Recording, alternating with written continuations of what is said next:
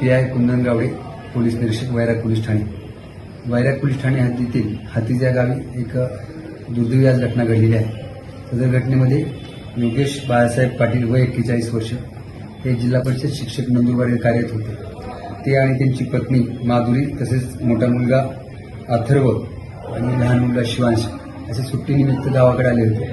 आणि गावाकडे आल्यानंतर शेअर मार्केटमध्ये प्रचंड लॉस झाल्या कारणाने योगेश बाळासाहेब पाटील यांनी त्यांच्या दोन जे लहान मुलं आहेत त्यांना आणि पत्नीला विष देऊन जीवानीशी ठार मारण्याची संशयित घटना घडलेली आहे.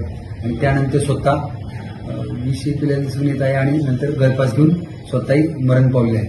त्या अनुषंगाने वैराग पोलीस ठाणे येथे घटना नोंद झाली आहे आणि पुढील तपास चालू आहे. सुसाईड नोट वगैरे काही सापडले आहे का?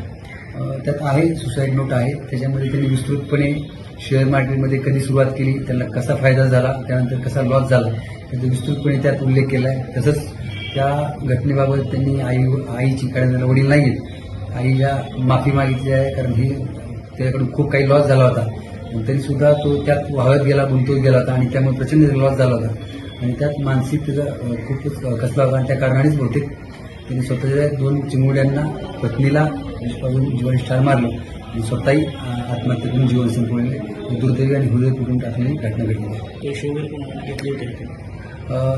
तसं पैसे त्याच्या नात्यातले जे आहेत त्यांच्याकडनं त्यांनी हे शेअर मार्केटमध्ये गुंतवण्यासाठी पैसे घेतल्याचा उल्लेख केला आहे.